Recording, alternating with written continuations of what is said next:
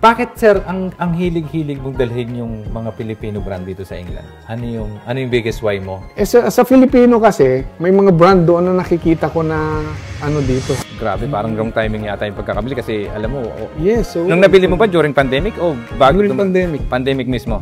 Wala, ganun lang. Naka-flat lang kami. So, when I moved, nag-capital ulit ako eh. So, pag hindi na naman na-target ito, times 2 na yung loss ko.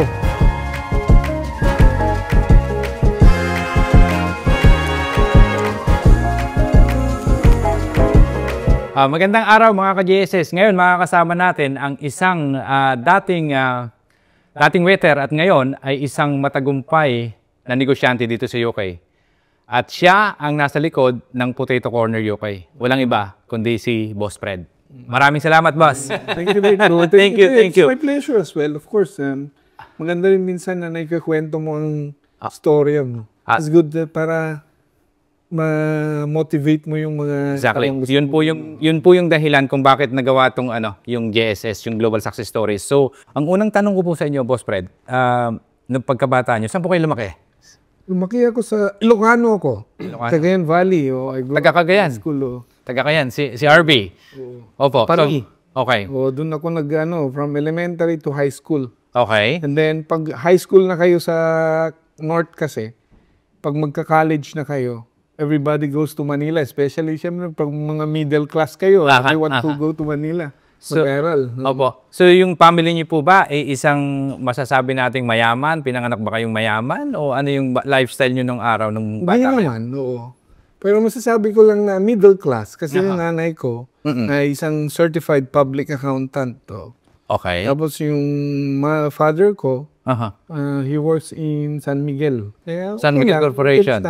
Medyo normal lang. No? Kwentuhan nyo kami, sir. Nung bata ba kayo, pangarap niyo na talagang mag-abroad? Or nung bata tayo, gusto ko magsundalo. And then, in fact, before I came here in London, policeman ako doon sa atin. Talaga? So, police kayo sa Pilipinas? Oo. Wow. So, ilang taon po kayo nagsilbi bilang 5 years lang. Then, sinundan ko na yung wife ko dito. So, saan mo kayo nag-aaral, sir? Nag-aaral ako graduate ako ng PLM. Bachelor of Science in Public Administration. Yun yung course na tinapos niyo. So, nung nagka-college po kayo, sir, inisip niyo na ba na gusto niyo din mag-abroad o hindi pa? Hindi. The reason why na nag-abroad kami, kasi yung dahil sa wife niyo? Sa wife ko is a nurse. Okay. So, sabi niya, tara. And then, siyempre, nagkaanak na ako, nakita ko na. Okay. Siyempre, yung better yung living going abroad. So, UK ba una agad or Dapat ito ang lang namin. We should go to America. Dream kasi ng mga nurses yan eh. Talaga, totoo. Kumbaga, pinaka-last goal nila yun doon doon sa States eh. Tapos, unang trabaho nyo sa UK? Ano yung unang trabaho dito? Siyempre, nung pagdating ko, sabi ko, so, I was a security guard muna. So, police. From Manila, police. Kasi yun ang parang linayin ko lang dun sa work. Tapos nung board na ako, sabi ko, hindi Sabi ko, I supposed to work in the Royal Mail. Mag-part-time nga muna ako sa restaurant. Sabi ko, sa inyo. Siyempre, ako lang nag-a-adjust nun kasi because of we have one daughter. Already, that time. Ako yung dapat maghatid sundo eh. Normal naman na work ng mga Totoo. Karamihang Pilipino sa abroad, di ba? So, na-meet ko yung kumpare ko na he works in a restaurant. So, nag-part-time ako doon. So, nung nag-waiter na ako, everything, I enjoyed kasi may service charge noon eh. Malakasan yung tips. So, everything. Sa Central London, sa my old Dutch show. Okay. Nag-waiter ako hanggang na-promote ako doon na supervisor. Nag-head waiter, supervisor, everything. So, in-offeran ako ng GM ko, sabi niya na, huwag ka nang umalis, sabi niya. Dito ka na lang, piliin mo yung time mo. Priority ko noon yung kids eh. So, hindi ako umalis, pinili ko na, hindi ko nag-hinow yung Royal Mail. So, nag-work na. So, mas pinili mo yung pagiging waiter kaysa mag-Royal Mail. Pero, tapos naging supervisor na ako doon, everything. Naging assistant manager na ako doon sa isang restaurant na yun? Isang restaurant. So, dire-diretso yung promotion nyo? So, in a matter of, parang wala kang isang taon, supervisor? 5 years, assistant manager na ako. Grabe, ang bilis. And then after that, nung sabi sa akin nung owner, Fred, I want you to handle... So marami silang branches? Sabi niya, Fred, i-handle mo na yung high street camp. Pero before going there, sabi niya, mag-aral ka muna ng management course. Gano'n sa tingin nyo ka-importante yung pag-aaral para at least yung pinag-aralan nyo na course na sabi nyo ang kahit short courses lang yun? Part of my file yung CV ko di ba? So I need it. I need that one. Pero may knowledge naman na ako. Pero kailangan pa rin ng doctorate sa everything. Tama, totoo. So after that, nung pagkatapos ko doon, so I was transferred to isang restaurant, nag-GM na ako. Kasi I was enjoying noon nung I was working in Holborn. Hindi ko inaano yung position. Yung position, kasi tama. yung mga bata focus ako sa family noon So ilan na anak nyo noon that time? Nung 2007, 3 na. So 3 yung anak nyo, yung asawa nyo nasa ospital. Nasa hospital. Tapos yung mga bata nag-aaral. Ano yung minani kayo? Or kayo lang din dalawa? Nung pag mga first 6 months nila, kumukuha kami ng nani kasi kailangan, di ba? Kailangan. Kasi pares kayo full time. And then, tapos kinuha ko yung parents ko dito for 6 months, ginagano namin. And then yung sister-in-law ko 6 months. Okay. So, and then hanggang na-manage namin na yung time, everything. Pero, yung ginagawa ko, priority ko pa rin yung mga kids. So, pinipili ko yung time ko. That's why I stayed there for a long time. So kumbaga-flexible din sila sa oras. 5 years ako nag-GM. Grabe. So, yung sa 5 years na yon, ano yung pinakamahirap na sa tingin mo as a manager dun sa restaurant na pinagdaanan mo na talagang masasabi mo ang dami kong napulot na aral dito? Siyempre, pinaka-ano dyan is yung being as a leader. Yung mga staff. Mahirap po. Dapat you need to be sa kanila. Dapat fair ka everything. Then, of course, you know how to manage them.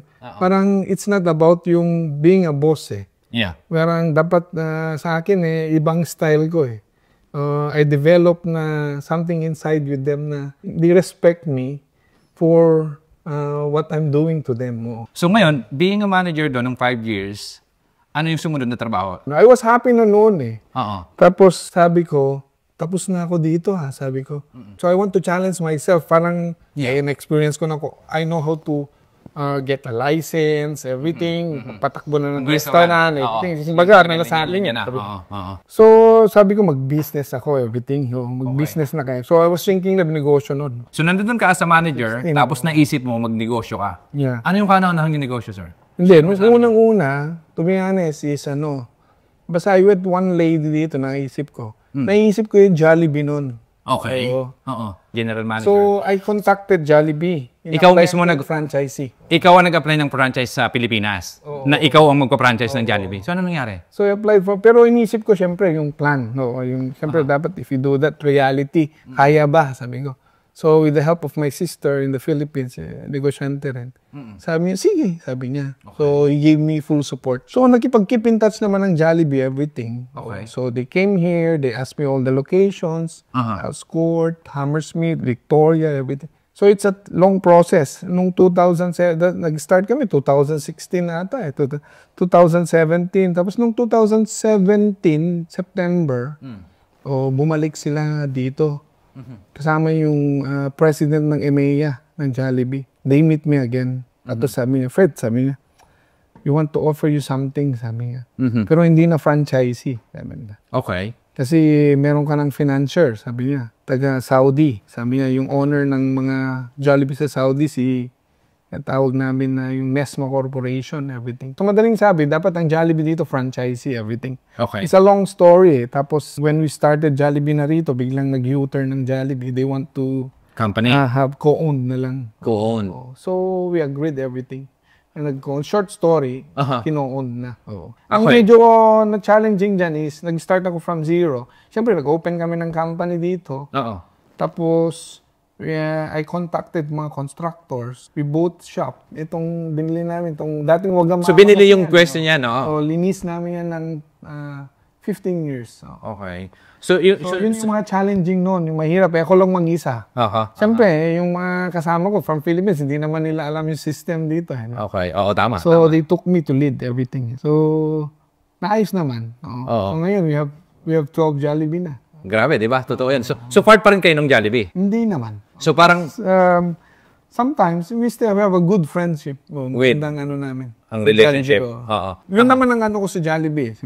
When we opened Jollibee, everything, I had yung confident ko. So, naging strong na. Sobra. Siyempre, we're dealing with millions na noon. Kasi I remember nung binidyo namin kayo, nung ginagawa natin yung Jollibee story dapat ng isang Pilipino, yung kauna-unang pumila, kung naalala mo yun. Di ba?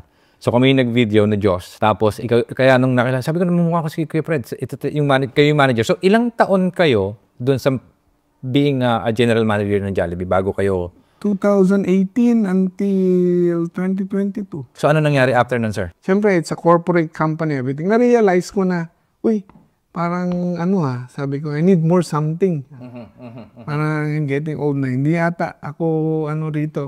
Kasi kailangan ko pa rin ng magnegosyo ako. Okay. So ano yung transition? Na-meet ko yung may-ari ng shop. The owner of the shop. Sabi The niya, Filipino shop. Filipino shop. Tindahang Pinoy, tama? Yeah. Yung couples is 72 years old na yung owner. Tapos anong in-offer mo? Anong nangyari? Hindi, nakikita ko na potential yon yung shop niya, everything. Pero parang hindi na nila masyadong nararan ng maayos. Okay. So, we have a good friendship. Kasi di ba nung linagay nga namin yung Jollibee, sabi niya, Fred, ikaw na lang kayo bumili ng shop kasi we're tired. Sabi niya, pagod na raw sila. Everything. Okay. Kasi ayaw naman nilang they want to manage it by themselves. Pang fourth owner na sila. Ako yung pang fifth owner. Talaga ba? So hindi pala din talaga yung nabilhan mo, hindi rin sila yung nagtatag niyan. So from Jollibee, general manager ka ng Jollibee, tapos naisip mo, nabilhin ko na lang kaya to. Yun yung masasabi mo na kauna-una ang business mo sa UK, yung tindahang Pinoy. Kasama ba yung remittance doon sa pagkakabili nyo? Hindi. Linink ko na lang lahat Okay. When I bought the shop, may kasama ang license nun is retail and saloon. Tapos, nakita ko na, syempre tinignan ko yun sa business kung ano yung mga need ng mga Filipino, padalahan, everything. So, linink ko na lang yun. I applied from RIA, everything. Yeah. So, pinag-link ko nga para one-stop shop na One of the reason na they sold it as well, kasi kala nila noon, ang pandemic is it will last long. Grabe, parang nung timing yata yung pagkakabili kasi alam mo, yes. So, nung nabili mo ba during pandemic o bago? During pandemic. Pandemic mismo? Nag-iisip ako noon ng business. Restaurant sana noon ng plan ko. Okay. When I was already here in Elscourt, nakikita ko na may potential siya. Kikita ko may potential, everything. Increase lang to, everything. So when I bought that one, from, siguro nag-increase yung sales namin ng in 7 months time ng 30%. Pandemic pa yun, ha? Pandemic pa yun. Grabe. Sa tingin nyo, ano yung isang pinakamalaking bagay na masasabi nyo, bakit na-improve nyo yung sales? We studied all the products that we did. Tapos, nag-increase kami ng more products. Okay. We'll make sure na hindi kami nauubusan. Nag-introduce kami ng mga bagong mga products na hinahanap ng mga Filipino. Now, I'm happy na verbally, we were talking na itong tindahan is pinakamalaking parang groceries ng Filipino dito sa UK. Wow. Verbally, natatalo pa nga namin. Pero hindi pa. Pero sa tingin ko nga. 5 years later, na-increase mo same year ng 30% yung sales. Sa tingin mo ngayon, parang titingnan mo yung graph nila in comparison, 5 years later, ilang percent sa tingin mo na-increase in terms of sales? Pero tingin ko 50% na-increase. Grabe, laki no? 50%.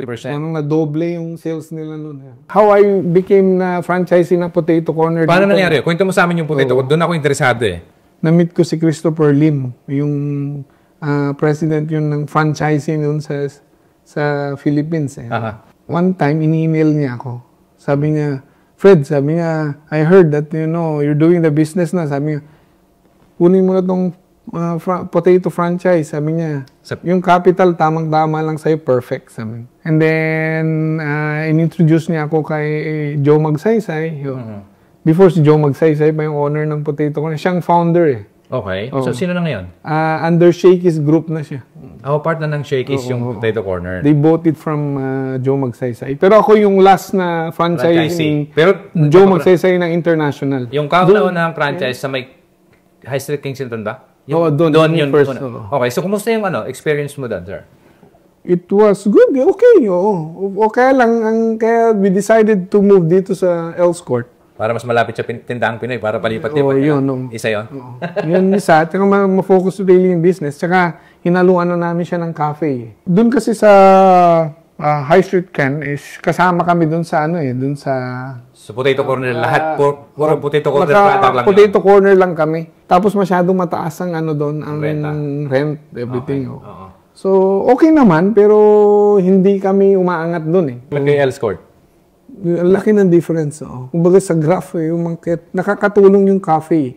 So sa tingin mo, magdadagdag ka pa ng isang branch sa susunod? To be honest, yung franchise ko ng Potato Corners, akin yung England. Kaya nga. So kung tutuusin, pwede mo... Apat yung franchise ko. 4 na shop ang allowed sa akin. Pwedeng 4. So ano plan? Pero sabi ko sa kanila, I'm very open na ibigay na lang natin sa mga kung sino gustong mag-franchise, okay lang, sabi ko. So doon sa mga nagtatanong na makakapanood, malaki ba ang kapital mag-franchise ng Potato Corner? Depende. 4 kasi yung Potato Corner. Isang tinatawag stall. Baka sakaling makahanap tayo ng 4. Dine-in. Baka may Pilipinong nanonood. May take-away. Yan. Depende yan eh. Depende yan kung anong store ang papatayo mo. Bagay ang Potato Corner sa mga bata na mga entrepreneur.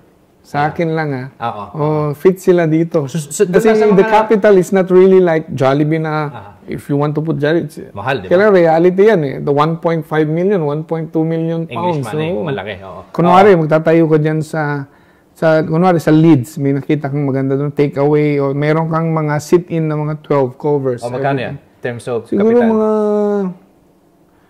capital? Pati capitalization, everything abot mga 120. 120K, liquid. O yun yung kailangan mo. So yun yung pinakamura.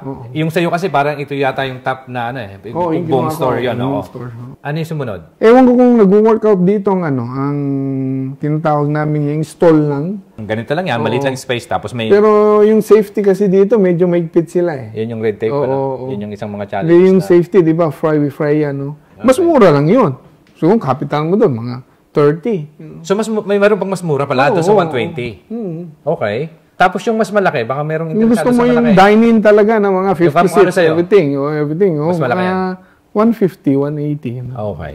Boss Fred, tanong ko lang, dun sa pagpupotato franchise mo ngayon, tapos meron kang tindahang Pinoy, ano yung pinakamahirap na pinagdaanan nyo bilang isang business person? Yung pag-move ko. Okay. Sa Potato, when I transferred it. Kumbaga, pag meron tayong tinatawag na... Malaki renta, di ba? NOI, yung net operating income mo monthly. So, wala. Ganun lang. Naka-flat lang kami. So, when I move, nag-capital ulit ako eh. Siyempre, so, yun yung challenge na naman na panibagong challenge ulit sa'yo. So, yun yung kumbaga, nag-capital ako doon, nagka-capital, another capitalization ulit. Sabi ko, pag hindi na naman na-target ito, times 2 na yung loss ko. Ako naman is very positive person. Totoo. Kailangan yun di ba? Gano'n kayo importante. Negosyante ka, ganun naman dapat diba? Positive. Hindi ka dapat Totoo yan. Kung nafe-feel mo na gawin mo, hindi gawin mo. Oo. So doon sa natutunan nyo yan, masasabi nyo ba na yung paglipat nyo dito sa Els Court ay talaga namang tamang desisyon? Ito ngayon, sabi ko lang perfect eh. Oo, itong okay na. So talagang natumbok din? Natumbok din, oo. And then, mas happy ako ngayon. It's more easy.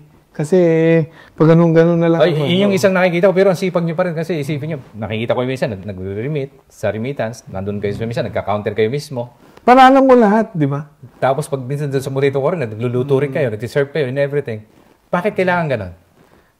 Being as an owner, dapat alam mo eh. Alam mo kung ano yung ginagawa ng mga tao eh. Oo. At saka hindi mo yung tao nyo nung isang araw.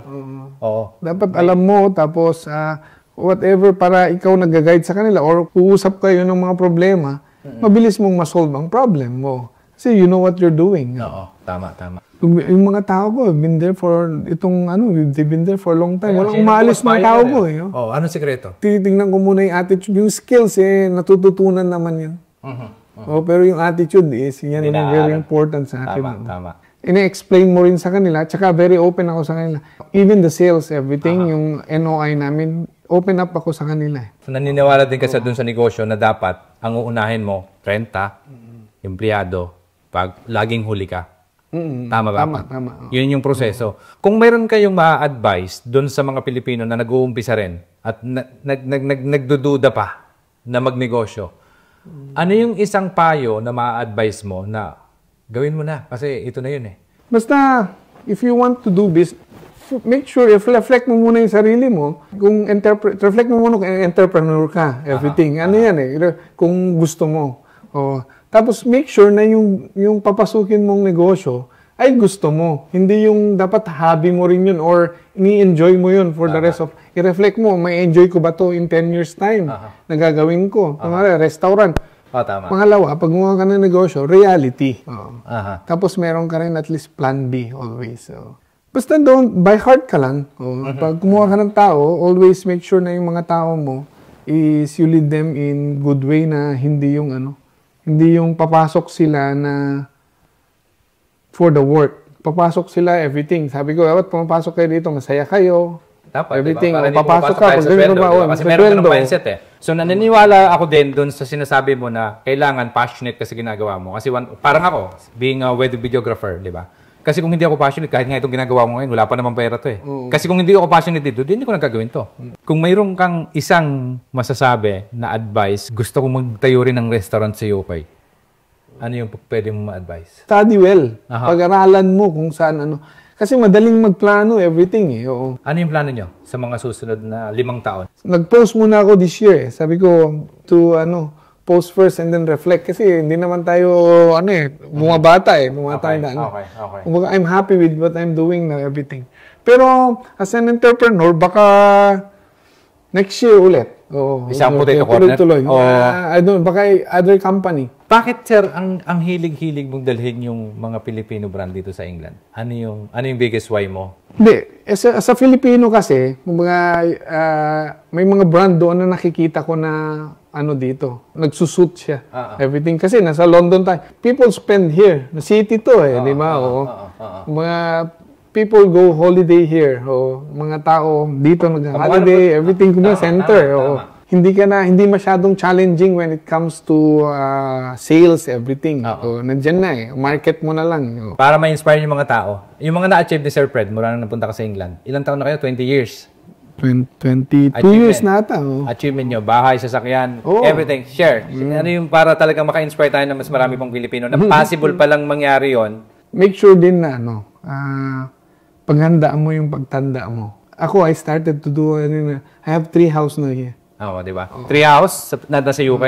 Sa Pilipinas? Ano pa? Sa Pilipinas. Hindi ko tatanong yung figures kasi masyadong personal yung bahay ako sa Manila. May bahay ka sa Manila. Tapos, I bought 1 property in Subic. Yung retirement, so ba sa tingin mo darating sa point na kasi ang dami mga negosyante ngayon, napapansin ko na lumalagpas na doon sa retiring age pero trabaho pa rin. Pero kayo, ano ba yung ultimate goal nyo? So, kaya that's why we're doing this eh. Gusto ko pagdating ko ng 60, advisor na lang ako. Oo. Galing.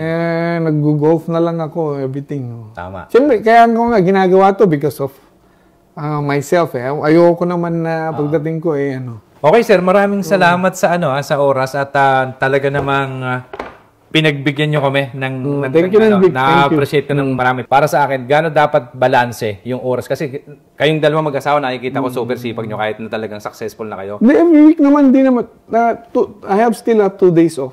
In a week. Gano'n ka-importante yung dapat meron ka talagang oras meron pa rin. Balance mo dapat ng life.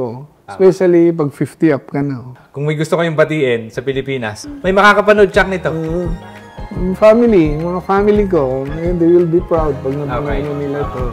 Again, Sir Fred, maraming salamat Talaga namang na-appreciate yung oras mo. Thank you so much.